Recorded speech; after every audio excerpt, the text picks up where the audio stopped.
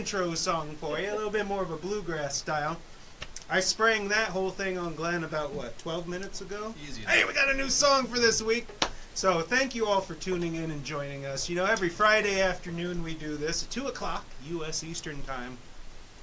We have a lot of fun with it, and we hope that you do too. From the comments on past shows, we're fairly certain most of you have fun. So thank you for joining us on this crazy trek through the wilds and the wonders of homemade instrument goodness. Yeah, buddy. Yeah, buddy, indeed. Speaking of homemade, handmade instrument goodness, our own Glenn Watt here this very morning was at a local elementary school in a nearby town helping, observing, documenting a program that they were doing building canjos. Yeah. Kids, what, third graders? Third graders God building canjos, just full of energy, flailing about, strings everywhere, but by God, they got them built. Posted a nice photo on the Gitty page here on Facebook if you want to take a look at it. So, good work on that. Amazing stuff, yeah. Good work. Really good people. And I've got the old iPad here so I can pull up this very broadcast and see your comments. I remembered this about, what, 5 seconds before we went live? That's true. All right, there we are. So Harold Stubbs, Rob Roble, good to see you out there, Rob, every time. You know, down in New Orleans, Rob asked me, he's like, why don't you guys ever grab a high-end, you know, like the guitars Rob builds, a high-end guitar, and just get it on there and just wail on it? I was like, Rob, you got to understand, none of us can play all that good. If we ever have somebody in here on a Friday who can actually play the damn thing, you can bet we'll let them go wild on. Get Shane Spiel up here or somebody, but that's the reason you don't see a lot of high-end wailing on guitars up here, because those 3 chords I was playing, I know those and 2 more. Maybe 3 on a good day. So Marty Tauber out there, Curtis T., our own Nick Lanciano back here behind the magic keyboard, making all the buttons go click.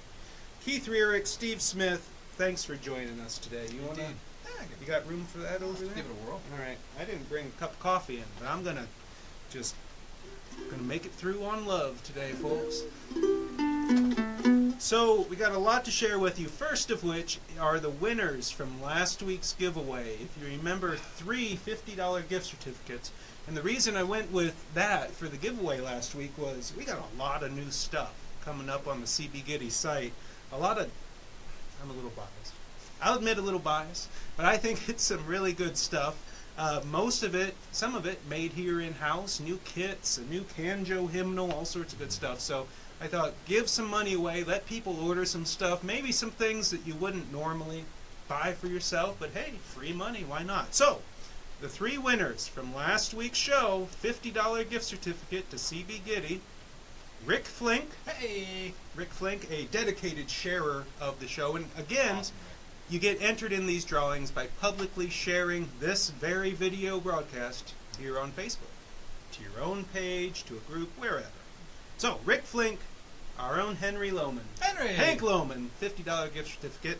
And, brace yourself, Frank in Austria. What? Our own Frank Cigar Box Guitars of Austria, $50 gift certificate. He has been, since the first show, sharing this every week, saying, I hope I win. By God, Frank, your name was one of the 3 randomly chosen this week. So thank you for watching. Now this week there's going to be a whole nother giveaway of some even more excited. If I was any more excited, well, we need them all.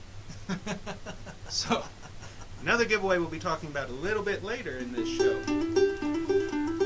So the first thing we want to talk about, and then we will be sharing with you an awesome video submitted by one of you, our own Jim Morris, down there in West Virginia, submitted a great video of him playing a guitar, one of several guitars he built using one of our custom printed boxes. So we're going to be checking that out. But first, I'm going to put down the hobo fiddle right down there, backstage, and talk a little bit about something very near and dear to my heart.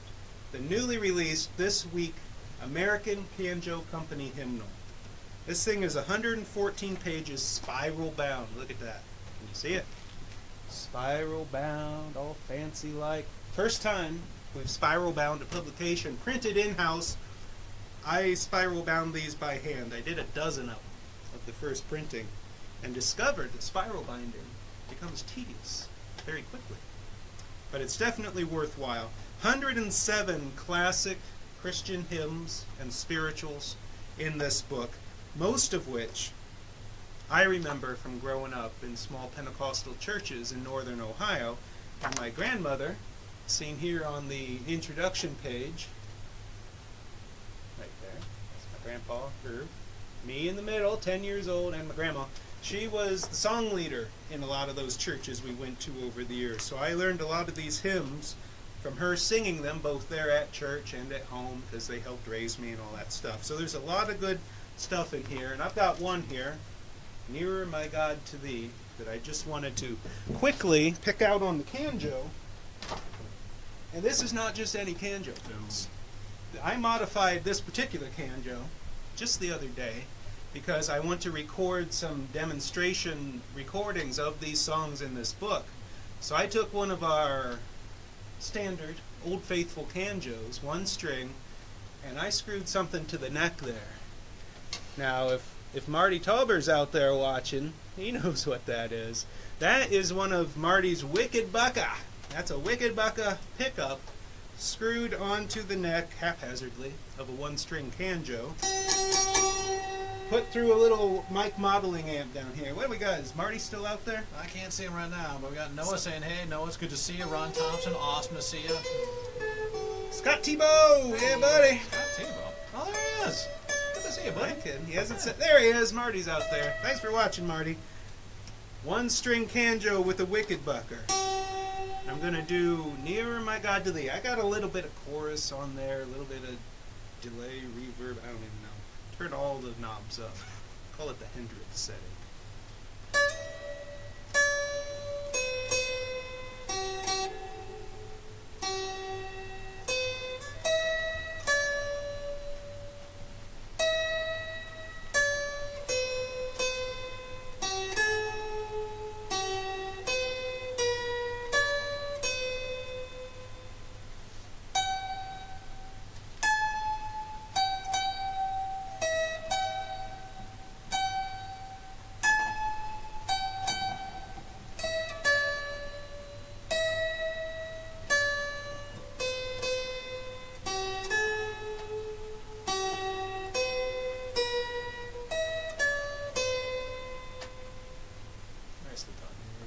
One-string Canjo. It was rumbling a little bit because I've got a very haphazard installation of this humbucker on this thing. But that's the sort of thing that this Canjo hymnal shows you how to do. If you want to see what I was reading there, I know the lighting's a little weird, but I've got the words and then one line of numbers above those words, and that tells you what fret to push your finger down on the Canjo.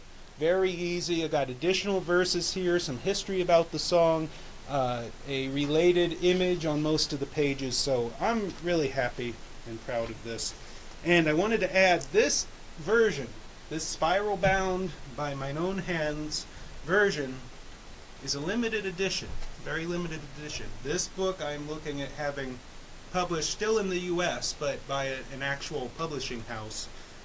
So this handmade version is going to be limited edition. So if you want that, we got it.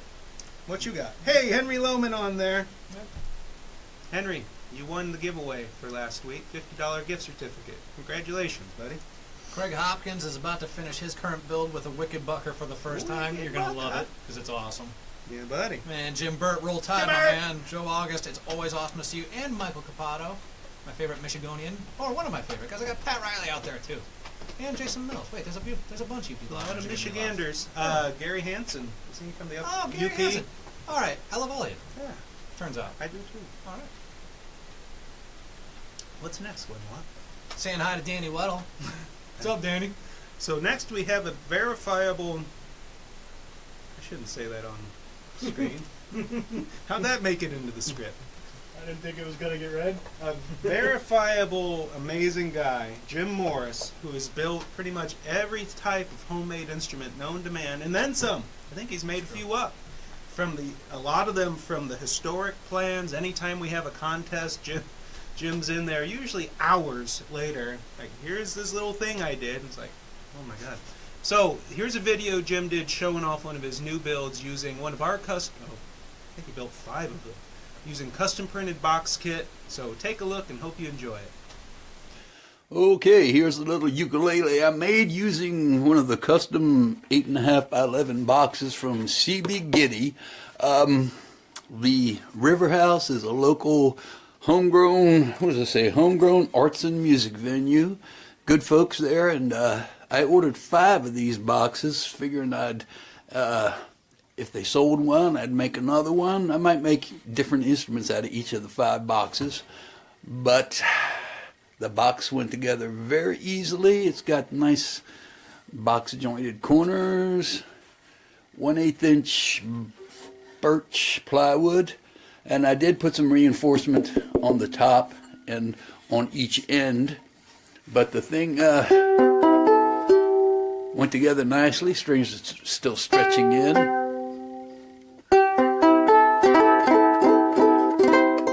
And I was expecting to wait about 2 weeks for them to do the custom artwork on the box, but within, say, 5 or 6 days, this thing was sitting there waiting for me at the post office. So thanks, Gitty Gang, for your help in making this for the River House folks. Sounds good too with this box.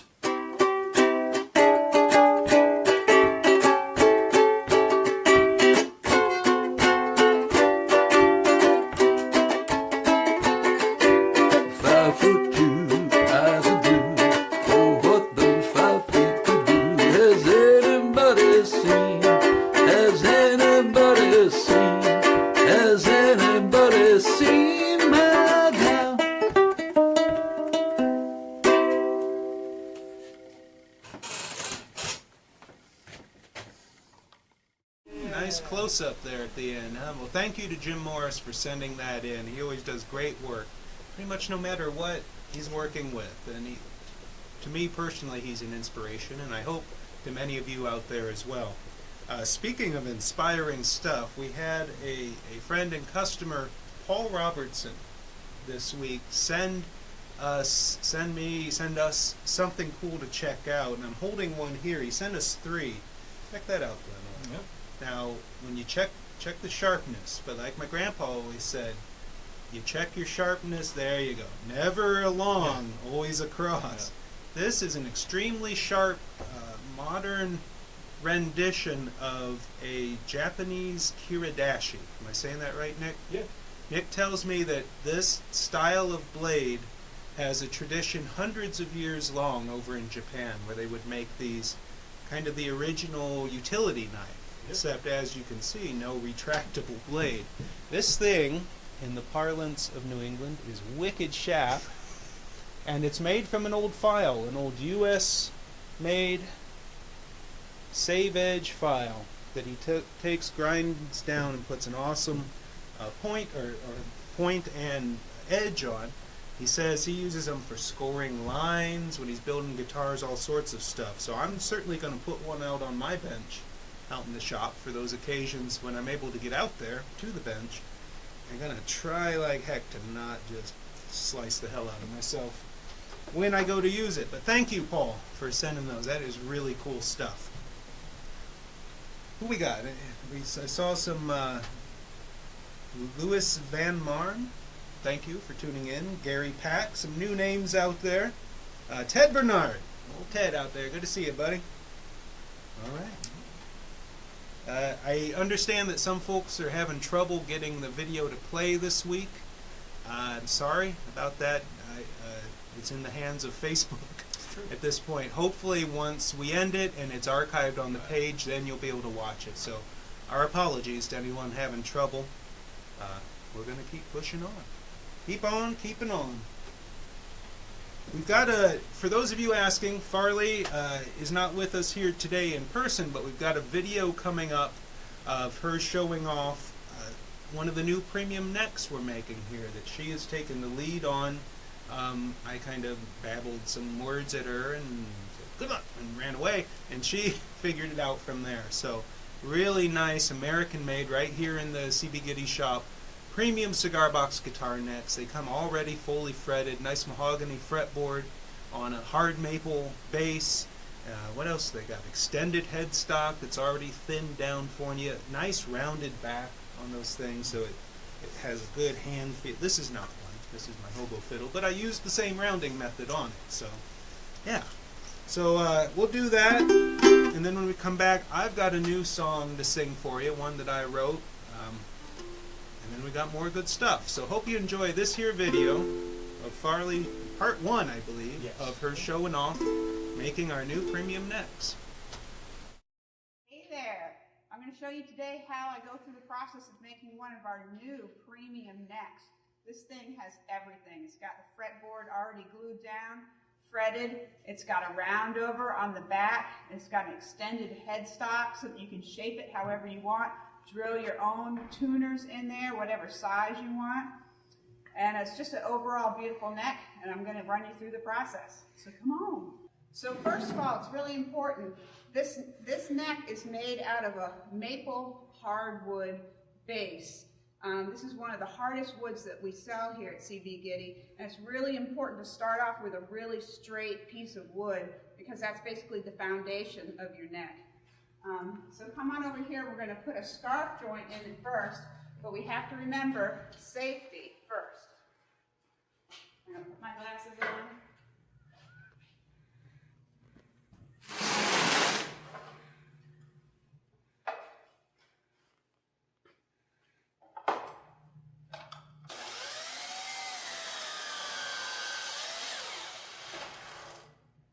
All right, let's go over to the bench and I'll show you how to glue it up.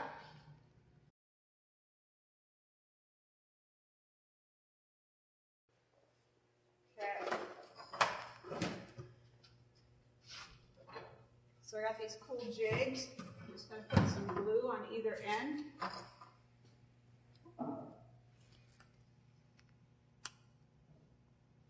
Edit all this out. Hold on.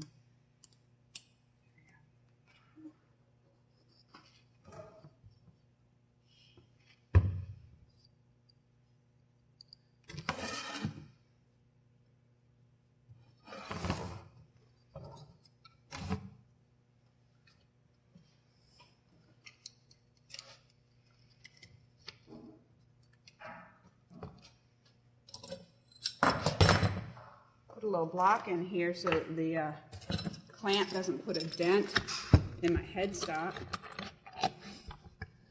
And voila, we'll let that dry for overnight.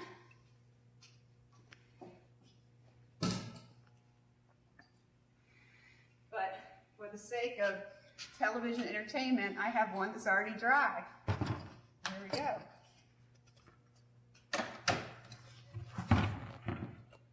All right, just break this out.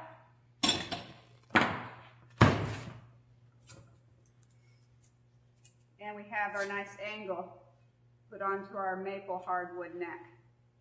So next I'm going to take it over to the sander and make it flat on either side.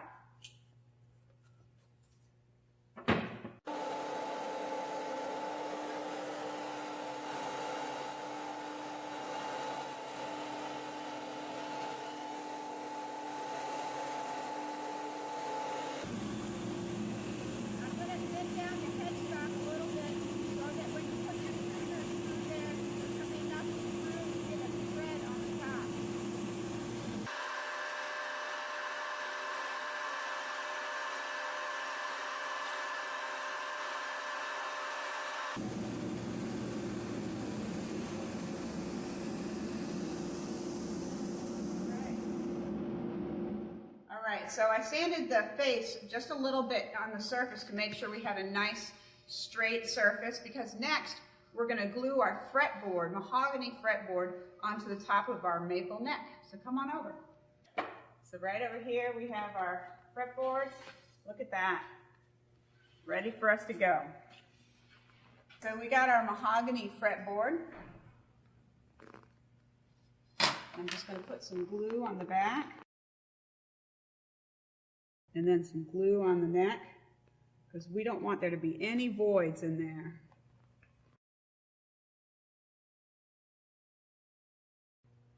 Blue is so much fun.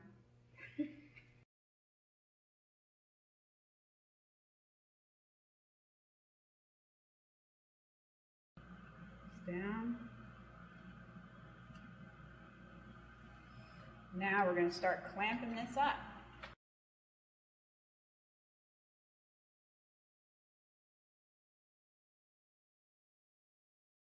Now we got all of our clamps on here, and this just is going to sit overnight. And it's important that you put a lot of clamps on so that there are no waves in your fretboard, because we don't want any buzzing. So it looks like a lot of clamps, but it's really important that it's on there securely. All right.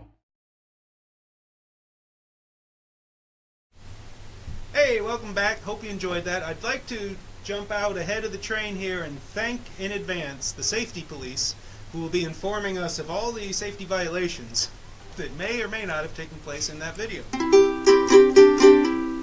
Alright, here's a new song I wrote. Surprisingly, it's about trains and hobos. Gotta get up and get on back to moving. Can't spend my days sitting round here no more. 'Cause moving's just the only kind of living I can do. This free train's the only way I can go. So don't look for me in the morning, 'cause I'll be 100 miles gone. Rolling through the good times and the bad ones that may come. Looking for that road that ain't been run.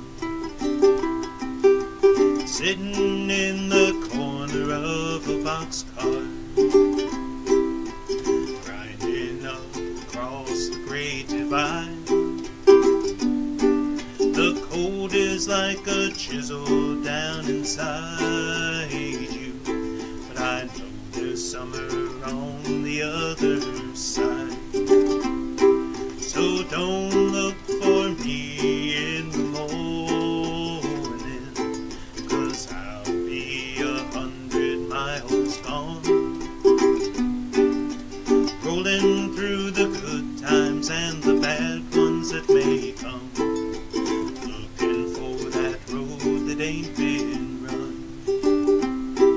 Well, somewhere on the vast and open prairie, the dry wind sighs across a silent train. Listen to the whispering of the brake lines. Wait until she's rolling on again. So don't look for me in the morning, 'cause I'll be 100 miles gone. Rolling through the good times and the bad ones that may come. Searching for the road that ain't been run. Well, you come to learn there is no destination. The more you learn, the less you really know. When everywhere somehow turns to nowhere, you find yourself with no place left to go. So don't look for me in the morning, 'cause I'll be 100 miles gone. Rolling through the good times and the bad ones that may come. Looking for the road that ain't been run. Still looking for the road that ain't been run. Alright, well, thank you. Awesome. Who we got? Brian Lehman, good to see you out there. Jeff Abbott, Tim Henderson, Derek Day, thank you all for tuning in and sharing this lovely Friday afternoon with us. Second day of February. I believe one of the old Celtic festival days today. 2nd of February. Only about 40 days to St. Patrick's Day. 45, something like that. Alright, enough jib-jabbery. The next video we have for you is what? William C. Breedlove. Is that it? Yes, alright. Yep, we did premium net. Sorry, we got a script here, but it's hard to stick to sometimes. Alright, so William Breedlove sent in this video with a turkey chicken guitar gifted to him by Jeff Lord, and he's playing the blues, I think at a Guitar Center. Is that it, Nick? Sits down at Guitar Center with his cigar box guitar and shows all of those soulless factory-made guitars what it's supposed to sound like. So hope you enjoy this short clip from William Breedlove.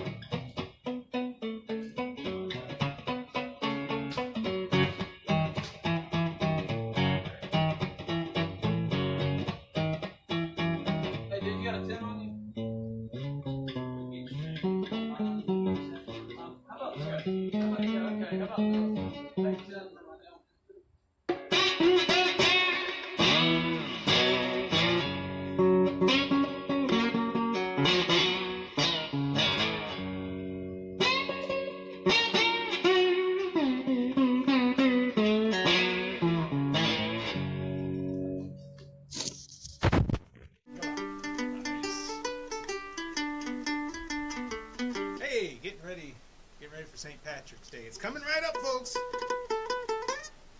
Alright, so hope you enjoyed it. That was some great playing by Mr. Breedlove there in a Guitar Center. I love to see that. And hopefully, you know, there were some eyebrows raised and some appreciation. You know, I was talking with someone in a thread here on Facebook earlier today who told a story about, you know, people treating instruments like this like toys, or as just a novelty, like, oh, isn't that a bit of fun? Now let's get back to the real guitars.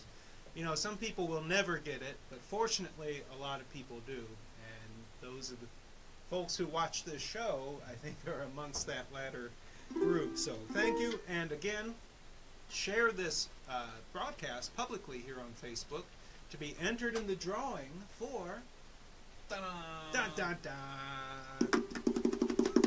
Worst drum roll ever. I've got 3 handmade. We called these the Boardwalk series ukuleles. What do we got down here, Glenn? Here, you take the blue one and the green one. I got the orange one. There was a yellow one, but I couldn't find it. Look at the light. Pow, pow. These are little 4-string concert scale ukuleles built from our Gitty kit. But we took these and laser engraved. That one's got a little Volkswagen Beetle on there, and it's a nice orange. This one's got a little green tortoise on there. Look at that green shine. Yeah, that's pretty. And this one, this was the first one. This has a nice little leaping dolphin motif on there. And those cutouts serve as the sound holes. Here, I'll take that back, because that's the 1 and 2. I feel like one of Barker's girls. You're doing great. Except I'm a baker.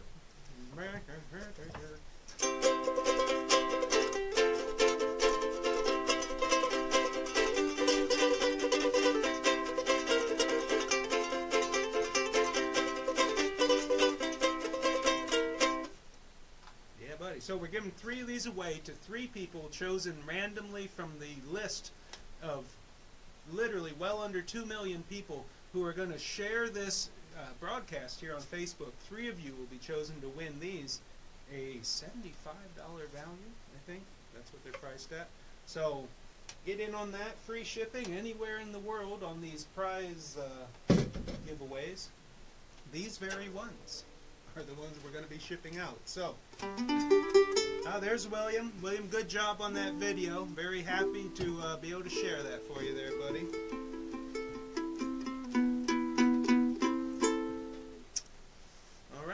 So next, we got a lot of viewer submitted videos today. But first, what do we got there, Glenn Watt? Looking like one of these fancy new products that y'all got in here.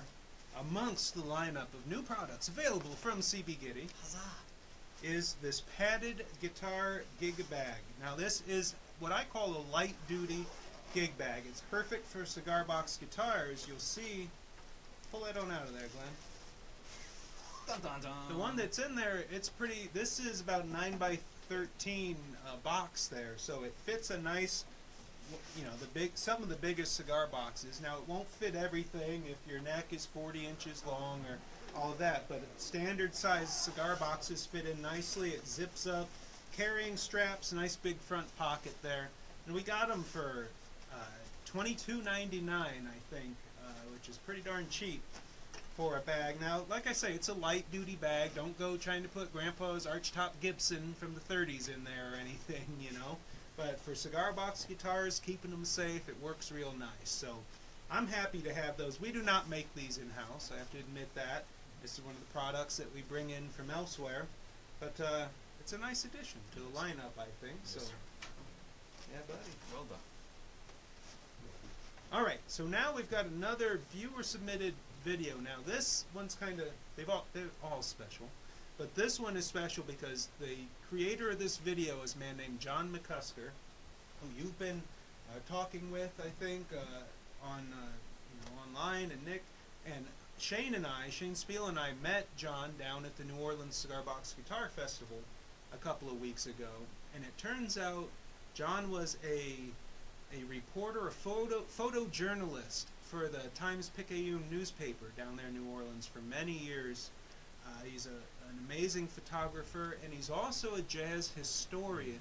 He took Shane and I on a jazz history tour of New Orleans, during which we both learned a lot of good stuff about the origins of jazz, and also the real and true and verifiable story of the role that homemade instruments, cigar box guitars, played in the origins of jazz. Now, you may remember both Shane and I have told the story, Shane discovered it, I believe, of a man named Stalebread Lacombe and the Razzie Dazzie Spasm Band being part of the origins of jazz. It turns out there's a lot more to the story about who was involved in that, and this is as good a time as any to say that Shane has been working on his book, which has grown into what will be his magnum opus, his great work encapsulating his 25 years of being immersed in cigar box guitars, and I believe the story is going to be included in that. So a lot of good stuff. But anyway, John was a photojournalist, professional photographer, videographer. He put this video together showing off one of his recent builds that he built from our CB Gitty's 2x4 lap steel kit that was designed by Shane, and he did a real great job at it. So, inspiration. Hey to Glenn and Ben and my boy in York, Pennsylvania, Shane. Just another postcard from New Orleans and letting you know what I'm been up to. I got the Gitty 2x4 lap steel kit, and it was simple as can be. It was a lot of fun putting it together, but me being me, I had to complicate it. So I thought, just to make it a little bit more interesting, instead of using a 2x4, I got a 2x6 board. I got a couple of construction sites around the house here, so I've been able to get a lot of scrap wood. So I got this 2x6, and what I did, as you can see, is I cut the body length down to 2x4, but then I was able to fan out the area where the tuners go, so it gave it a little bit different look. And then I went and topped it off with some old cutting board my wife found. It had a nice pattern on it, so I cut that up and used that for the nut, the bridge. And then I did a couple of end pieces on it, just to kind of class up the lumber a little bit. It plays real nice, and I used the Gitty fret stencil to pencil out my fretboard, and then I wood burned it in. And it plays real nice, and I'm real happy with it. The only thing was, after playing it a little while, I noticed that it had a tendency to roll on me a little bit. Maybe it's because I'm so skinny and my skinny little legs won't keep it flat. But I had the idea, what if instead of cutting that 2x6 down, what if I kept most of that width on it so it would give a more stable platform? So I went and built another one.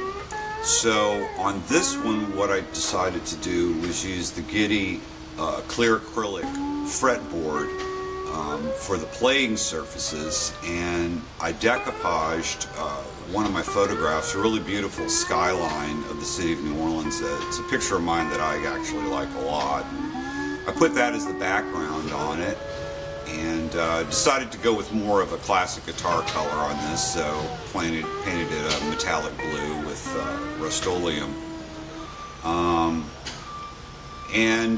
I found that the wider body played real nice. Now this made it a little bit more complicated on the string because I had to make some string trees, but that was cheap enough to do. I used some gnarled nuts that you can just get at Lowe's or Home Depot, and those work great for the string tree. And I used the snake oil pre-set up pickup and jack, you know, that comes in all in one unit, and dropped it in there, and then topped it off with the chicken head knobs, which I think gives it a nice retro look. That, along with the white pick guard I made, that's just the top, some spare wood from another cigar box, and I just lacquered it up real nice, and I thought it made a nice pick guard. So that's what I'm up to, guys. I hope y'all are doing well. Thanks again for all the support, and look forward to talking to you guys soon.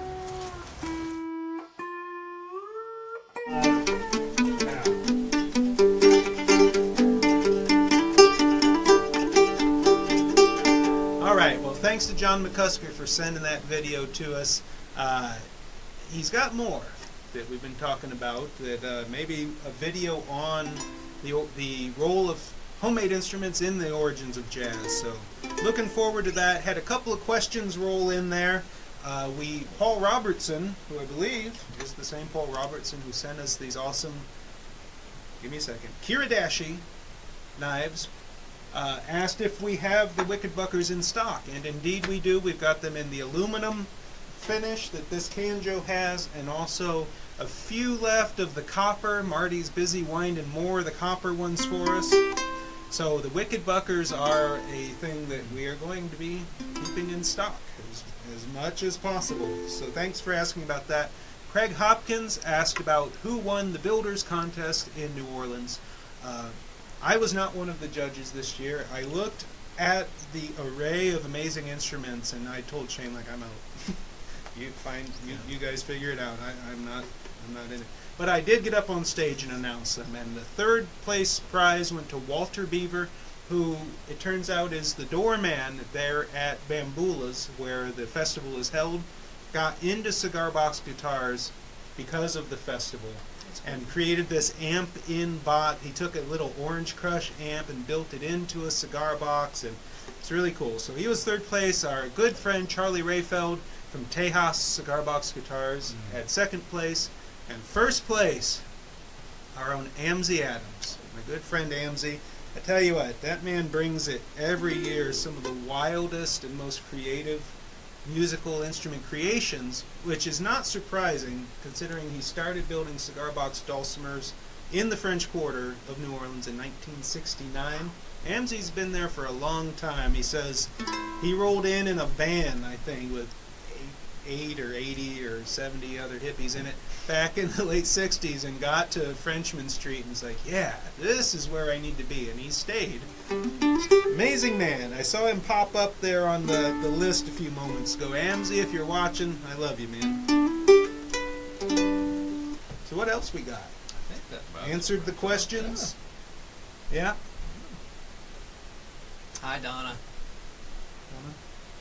Donna Clark, right there. Donna Clark, there she is. Jim Burt, how's the weather here? It's come to that, has it, Jim? A little bit of slush this morning, a little bit of ice, frozen pellets falling from the sky. 2-hour delay here in beautiful Rochester, New Hampshire for the kids. Thinking about the kids. So yeah, I think that's about what we got for you this week. I wanted to say this giveaway this week of the 3 ukuleles, and over the next few weeks, our giveaways are going to be some really cool stuff because we are in the process of a reorganization, a physical reorganization here at CB Gitty to reorganize the shop and pretty much how everything is laid out to make it more efficient so that everything flows better, because I ain't gonna lie, over the years, with me in charge, things have been put together in a haphazard, come as they may sort of way. I would use the word strategy, but that would be a gross overreach. So I've got a great team of people here now helping to figure out how to really lay this place out in an efficient way. And that starts, well, it's already kind of started, but Monday afternoon we start hitting hot and heavy. So there's a lot of stuff I've accumulated over the years. Prototype instruments we've built, amplifiers, all sorts of good stuff. Some vintage stuff I've found. I'm not going to be doing it all as giveaways on this show, but might be listing some on cbgitty.com. More clearance. We've got more clearance stuff coming down the pike, because sometimes when you order a bunch of stuff, sometimes they'll send the wrong thing. And if it's coming from overseas, it's not cost effective to send it back. They'll just replace it. So we've got electronics components and all sorts of stuff that just kind of builds up, and we're going to be blowing all of that out at wicked low prices. Wicked low. So anyway, that's all I've got. There is one tidbit. I heard through the grapevine that, I think I'm allowed to say this, that we have a confirmation that Samantha Fish has agreed to do next year's New Orleans Cigar Box Guitar Festival again. So that's really exciting cool. stuff. That's really cool. That festival really took a big leap this year with her headlining and Little Freddie King being on the docket, and of course Shane Spiel and the Snakes there on Saturday night. It's really turning into quite a thing down there, and I'm proud to be a part of it. Maybe next year we'll just take all of Gitty down on the train. Lord of mercy. All right. So if there aren't any other outstanding questions, showing some jigs we use in the shop. Well, we show a lot of what we do. There are a few things that we don't show because there's a lot of time and effort went into coming up with some of the jigs and fixtures that we use, and give most everything away, but not everything. But yeah, there's certainly more that can be shown out there, and we want to make this Farley's Bench segment a recurring segment every week here on the show. And so yeah, there'll be more shown, and a regular recurring segment, Watt Corner, we're tentatively calling it, where Glenn shares some of the things that are meaningful to him. because Glenn does a lot during, I don't know if you know, but during the week, Glenn does a lot of keeping track of the Facebook pages, the CB Gitty page, the Cigar Box Nation page, the customer submissions that you all submit on the Gitty page through the Rivet system. Really keeping his fingers on the pulse of what's going on in the larger world. And when he comes across something cool, he's like, hey, have you seen this to me? And usually my answer is nope. And then I check it out. So, Glenn Watt. And with his fingers on the pulse. All right, so we're going to go out on the traditional Gitty Gang theme song.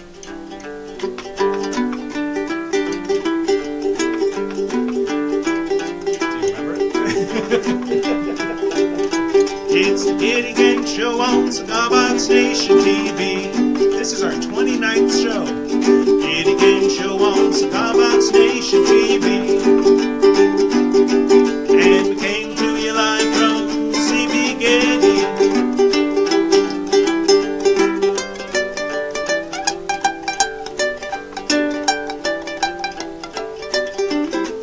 As long as you hit 2/3 of them, it's fine, folks. Batting a solid 500 here today. Yeah.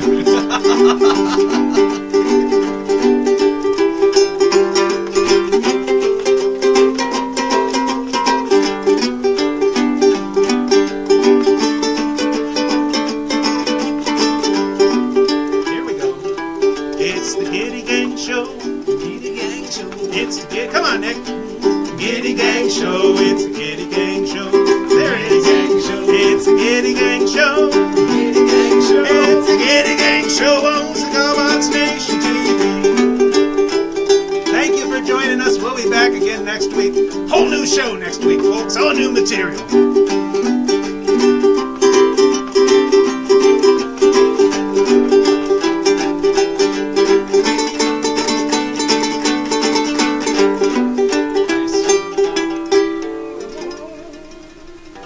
Hands. Bye, guys.